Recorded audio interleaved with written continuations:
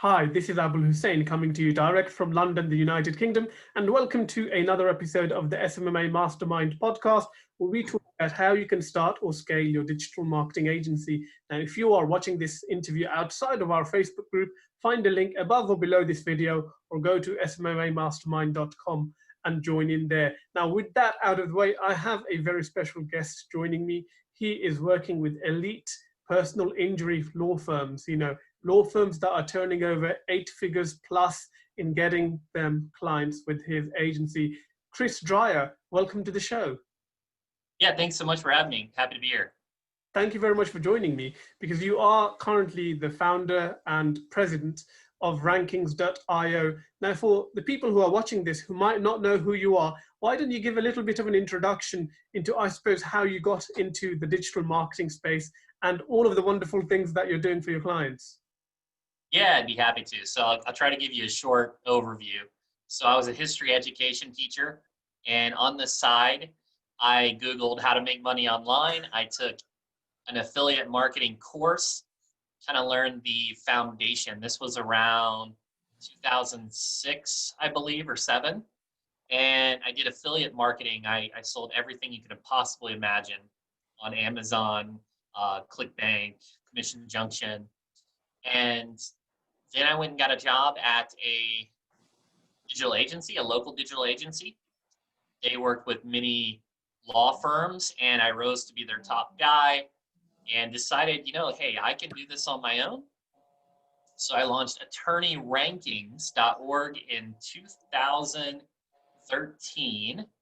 And since then, it's been reduced to just rankings.io. Right. Kind of went through some niche iterations where we've niched down every few years, and we really identified personal injury law firms as who we like to work with. And we only do SEO, so we cater to one group, and provide one service. That's absolutely awesome. I was not expecting that answer. You did definitely different. No, absolutely. Because here's the thing, right? There are so many courses out there these days on setting up your own agency and selling Facebook ads and this and that and SEO. And I mean, SEO for a lot of people, there were a lot of courses on, doing SEO for local businesses before Google Panda struck and wiped out a lot of these kind of pop-up overnight shops, if you like. So that's great to hear that you have lasted, for so long. Oh yeah. So you mentioned something. That first penguin algorithm what transitioned me out of affiliate marketing into the agency space. Right. Back then, I wasn't doing things that was evergreen and was really providing as much value. I was doing the exact match domain things and a lot of the just cutting corners in terms of link acquisition strategies. So when I started my agency, I kind of knew what not to do, and I really focused on long-term strategies for my clients. That's quite interesting, because I think you're probably one of a few people that started an SEO agency when Google was coming down really hard on all of the black practices that many people, including myself, used to practice many years ago. I got links. Is this? Yes, that easy. Very familiar, of course. I mean, I don't know if they still exist, but I do remember the days when you'd write an article on ezinearticles.com and you'd get a ranking in a couple of days, or sometimes in a matter of hours, I believe. And what everyone was teaching, right, back then. Yep. No, that's awesome. I mean, that's a great, nostalgic bit of experience for me there as well. Now, you mentioned you kind of started working with this agency that a digital marketing agency that was focused on working with lawyers. Is that why you carried on when you set up your own agency to work with lawyers, because you felt you knew how to pitch them, or it was something that was quite interesting, or the money was, I suppose? So anytime you choose an industry, it's very challenging, and I knew that there was a tremendous amount of competition for legal. So with competition demands expertise. And I knew that with competition would also drive revenue. And so it was an easy selection. I looked at a few other industries. I looked at the physician space, working with doctors, dentists, or cosmetic surgeons, and some other areas. I even looked at home services, plumbing, and HVAC because my sister owns an 8-figure plumbing company that has a lot of relationships, but ultimately settled on legal, and that's what I did. Mm-hmm. And in terms of kind of working with the personal injury lawyers, the so-called ambulance chasers, as some people like to class them, I mean, was that something that you started doing from day one, or did you work with a whole load of different kind of practices before you settled there? That's a great question. So when we began, we were a full service, all air quotes, full service digital agency. We provided PPC, SEO, and design. We did that for about 3 years, and I looked at our profit and loss statement and identified that SEO was our major earner. And we decided to niche down further, and we got rid of design and PPC. There's a lot of reasons for that. One of the main reasons was to set up better referral arrangements, because there's not that threat of poaching. It makes it easier to send to us because we don't provide anything else. We're not going to take that business away from you.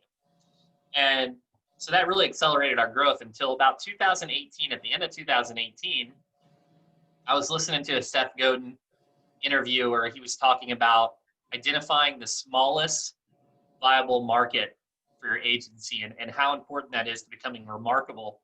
And I looked at the data and found that 70% of our revenue came from less than 40% of our clientele. And that was personal injury law firms. So it was very clear from a data perspective that we needed to go that direction. And it was also who we enjoyed working with. It was also someone we knew really needed our services. And there was a lot of great opportunities there. It helped when you niche down. The more you niche down, it's easier to spend your marketing dollars and time focusing on who you can actually help, as opposed to like throwing paint against the wall and just hoping something sticks and hoping you attract the right prospect. Okay, that's a great way to look at things. And you know, going through the whole process of kind of finding out about looking at your numbers and really honing in to be remarkable, you know, that's must have been quite a bit of a journey for you guys as well. So you're focused primarily on SEO. Everybody has an opinion on SEO. You ask one person, they say it's dead. Another person would say it's practically impossible to rank in Google these days unless you're already established with some sort of a presence. What is working well in the SEO world?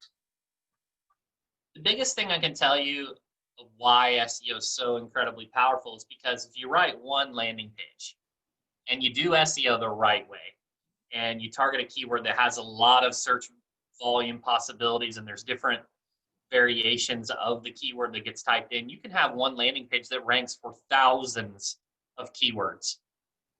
It can just significantly drive a lot of search traffic from one page. The other thing is when you compare, let's just say pay-per-click, because they always do an either or, but I'm a big proponent of a multi-channel approach. I think that all marketing to some degree works, but the cost to acquire that attention and the value of that attention is different, whether it's direct response, where they're at in the funnel. Anyways, kind of reining that back in. For pay-per-click, they typically don't show for the long tail phrases or some of the more obscure phrases.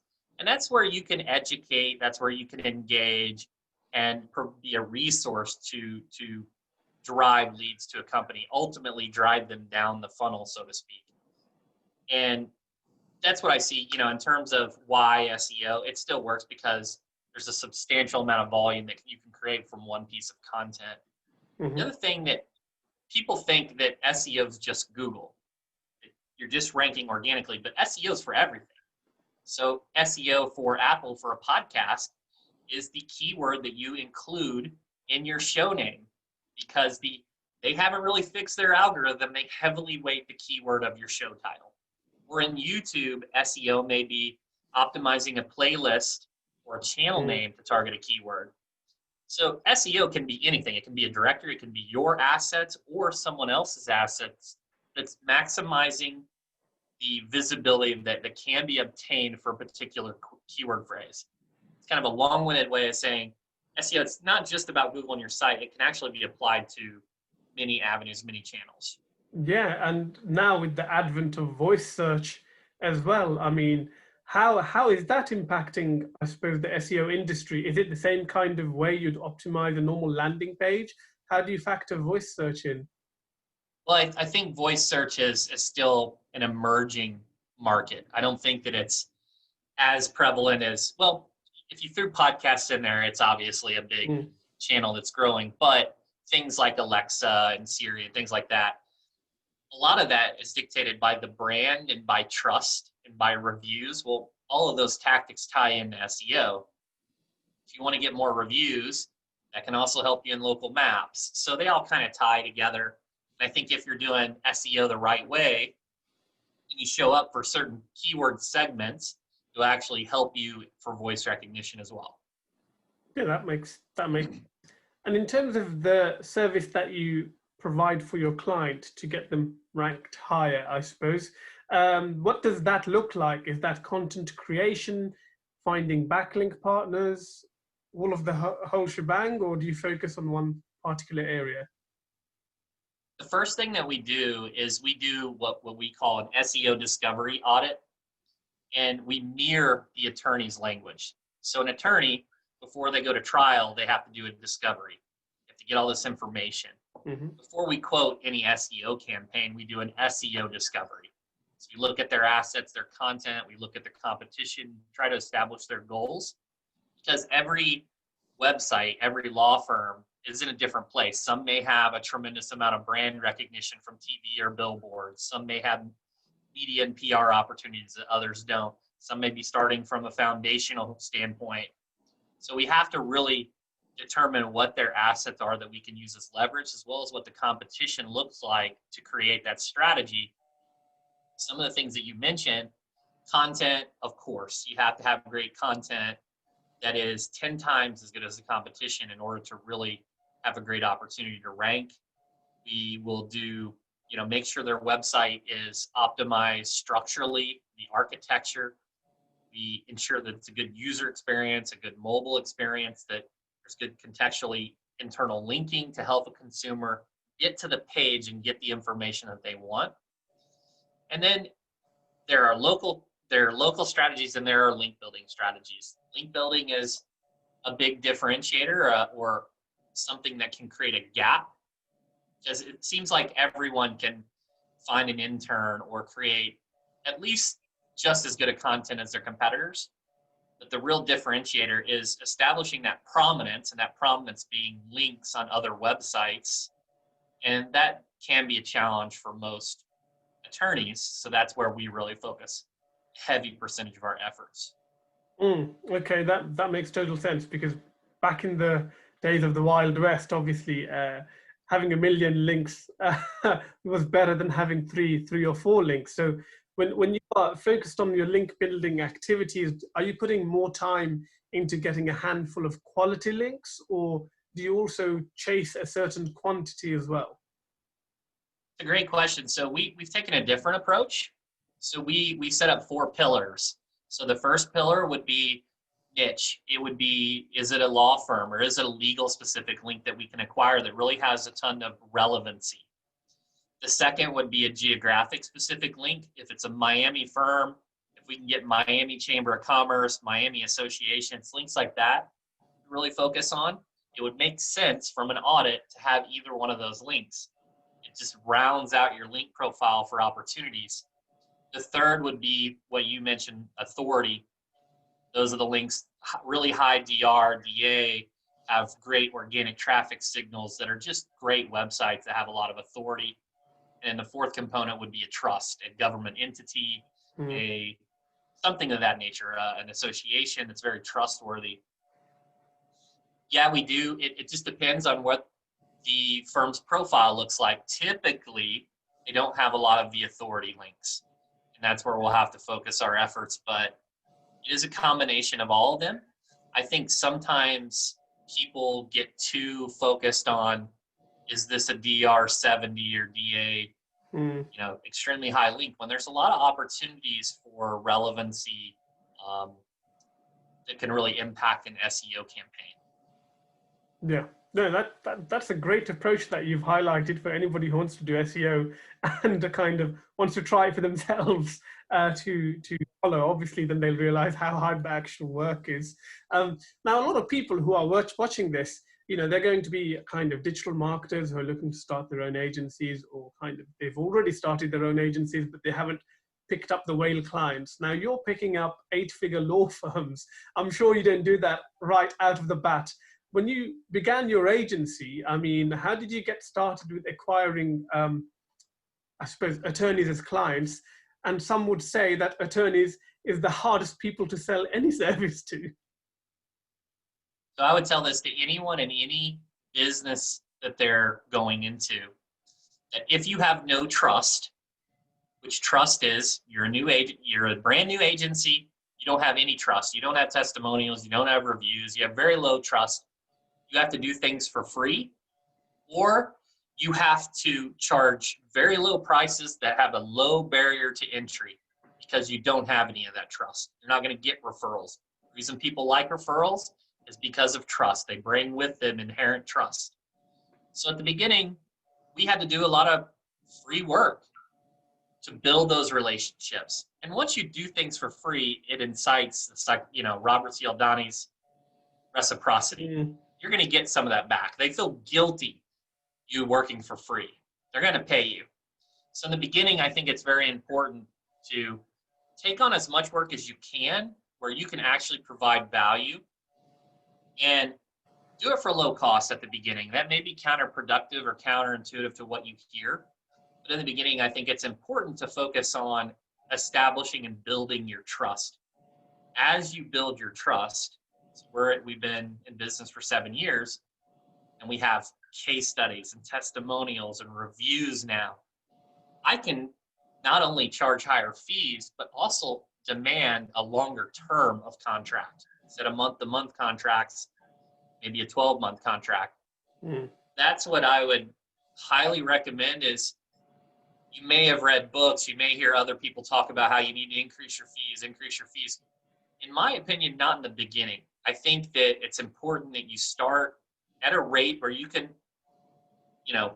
pay your bills and serve your customers and do things. But I really think you should concentrate on doing more stuff for free to establish a reputation in the beginning. That's a great piece of advice from someone who's actually, kind of followed it and achieved something. It's great when people throw this advice. It's so simple but so often overlooked because people hear it all the time. But you have someone who's actually working with 8-figure law firms telling you to do that, get your start. You've even thrown in, the kind of one of the principles of influence, the law of reciprocation. So I'm glad you've simplified it for people who might be confused by all of the chatter that I suppose is out there. Now, in terms of your existing agency, what does it currently look like? How many people have you got working with the clients? And do you have them set up in different teams, or is everybody kind of working on similar stuff? It's a really good question. So we intentionally create our agency to be mostly strategists and project managers. A lot of the technician or implementer work, we work with strategic partners. So our team right now is 20 full-time staff. We're about 515,000 MRR right now, on pace for over 6 mil. And we only have 20 people, but the reason that we can operate like this is because we have a content partner that can help us fulfill a lot of the production there. And then we work with a few different link building agencies to help us from the link standpoint. Now we do that, a lot of that stuff still in-house, but the heavy volume foundational stuff, you work with strategic partners. The benefit of this is you can carry a leaner team, lower costs that you carry on the payroll, and you can shift the production requirements back and forth based upon revenue. So for example, if you hire a writer and you don't need content anymore, maybe in their SEO campaign that they really need to focus on links, well, now you're not forced into this tough situation to where you keep selling content because you need to pay the payroll. You can actually do what's best for the client. Yeah. And things like coronavirus and COVID-19.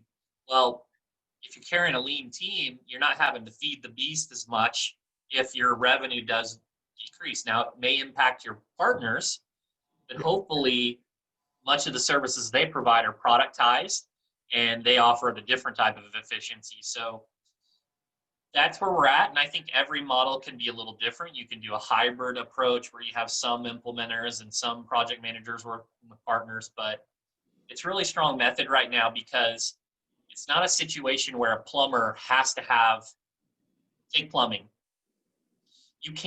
There aren't strategic partners that, in a different state that you can work with, maybe from a consultative point, but you have to have those plumbers right there. Digital marketing is all done digitally, so I can work with anyone in the world to fulfill a service. A lot bigger talent pool, and it works very well. That's interesting, taking this kind of inter-agency approach. So I suppose, how do you manage expectations and KPIs when you have a partner working on content and another partner working on the link building?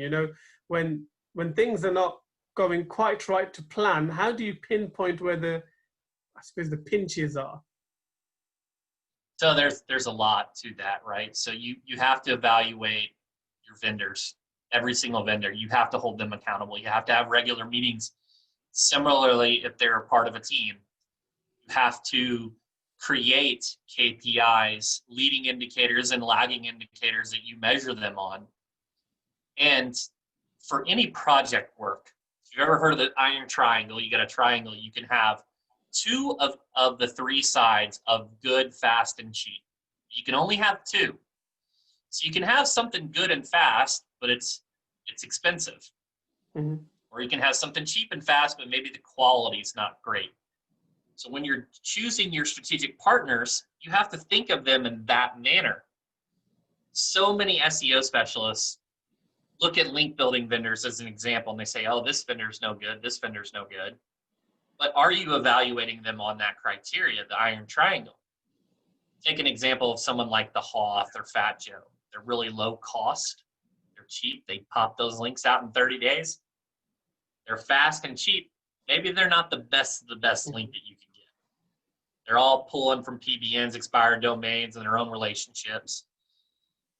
And that's how you have to look at everything, whether it's content, whether it's link building. You have to evaluate them on the actual tree, the triangle that you've chosen them for.